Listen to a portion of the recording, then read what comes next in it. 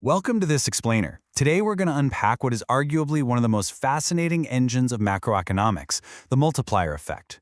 Seriously, if you've ever wondered how a single isolated economic event can just snowball into a massive shift in a nation's wealth, you are in exactly the right place. Let's get into it.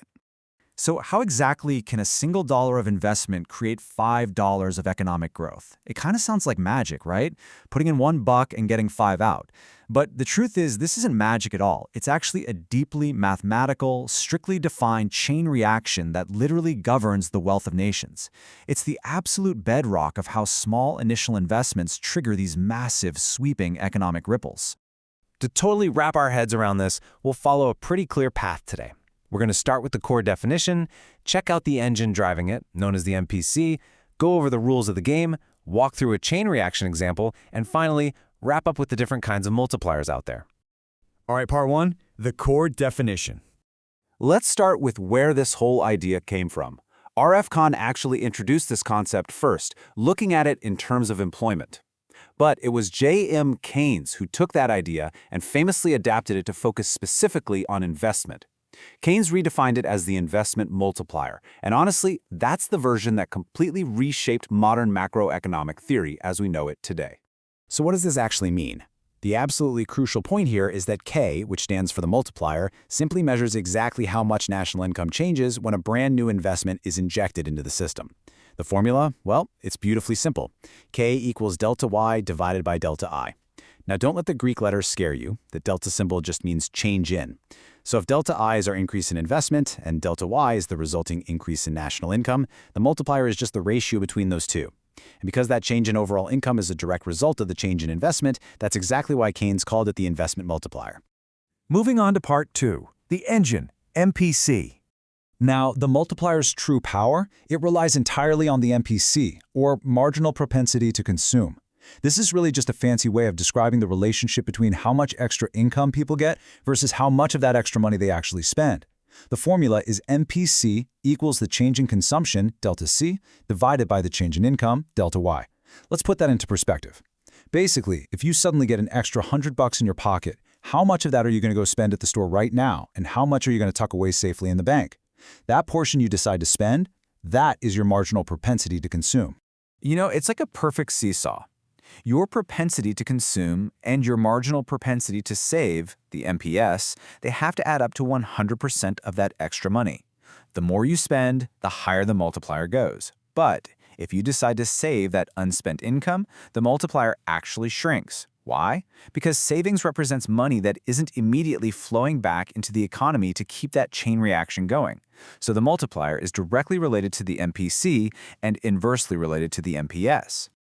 Okay, let's look at part three, the rules of the game. Now, for Keynes's theory to work perfectly on paper, it has to operate under a very specific set of assumptions. We're not going to get bogged down in dense jargon here, I promise. But just notice how these first few assumptions create this highly controlled, closed-loop environment where the theoretical math can safely operate. First, the model assumes the initial investment is autonomous, which just means it's an independent, planned injection of cash, not just a reaction to current wealth. It also requires a constant marginal propensity to consume. So people can't just suddenly change their spending habits mid-cycle. And crucially, it assumes a closed economy, no foreign trade influences. This ensures those economic ripples we talked about don't just leak out across international borders. Let's look at the second half of these rules, because they build a scenario where an economy actually has the spare capacity to grow. For the multiplier to increase real, tangible wealth and not just hike up prices, consumer goods have to be readily available to meet that brand new demand.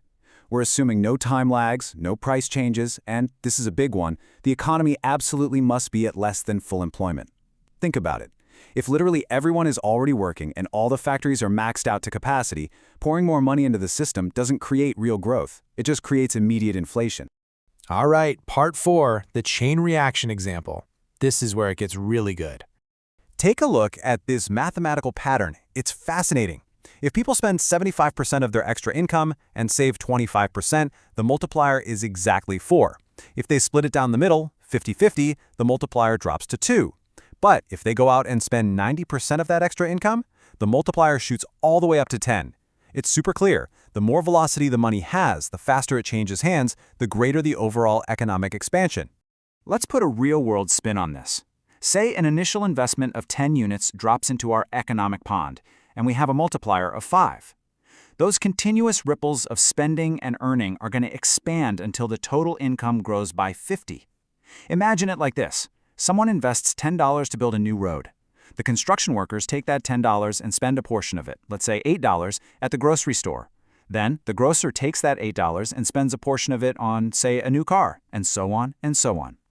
This chain process, where your consumption literally becomes someone else's income, is exactly how an initial bump of 10 creates a total economic expansion of 50. It really is like a giant puzzle coming together. Finally, Part 5. Kinds of multipliers and their uses. We've obviously focused heavily on the investment side today, but this exact same ripple effect applies to other areas too. By categorizing these forces into variations, economists can accurately measure very specific types of economic shocks. We just broke down the investment multiplier, but you've also got the tax multiplier, which measures how government tax changes impact national income. Then there's the employment multiplier, which is a great throwback to R.F. Kahn's original work, tracking how creating primary jobs generates secondary jobs. And we can't forget the foreign trade multiplier, which looks at the economic ripples caused by shifts in exports and imports.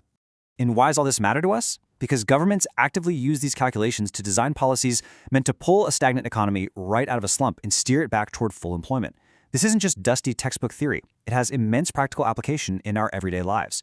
The multiplier highlights exactly why our investment is so crucial. It helps us understand the natural boom and bust of trade cycles, brings some equality between saving and investment, and honestly, it fundamentally gives policymakers a roadmap to reduce unemployment when a recession hits. Now, if you really want to kick things into high gear, you combine the multiplier with what's known as the accelerator principle. The accelerator tracks how consumption changes capital investment. When you put them together, you get this incredibly dynamic, interconnected engine called the supermultiplier. Think about it like a feedback loop. The multiplier shows how investment increases income and consumption. The accelerator shows the reverse, how all that increased consumption forces businesses to make new capital investments just to keep up with demand. When you let both of these forces interact, constantly feeding off one another, that is the supermultiplier in action. It's the whole shebang. So what does this all mean for you and me? Knowing that a single dollar can actually transform into 5, what policies do you see happening right now in your own country that are attempting to spark this very chain reaction? Whether it's a massive new infrastructure bill, tax cuts, or foreign trade adjustments, you are literally witnessing the multiplier effect attempting to work its magic in real time. Keep an eye on those marginal propensity to consume levels, because as we've learned today, the spender is the true engine of macroeconomic growth. How are these invisible macroeconomic ripples shaping your government's current policies today? Thanks so much for joining me on this explainer, and keep looking for those ripples out there in the real world.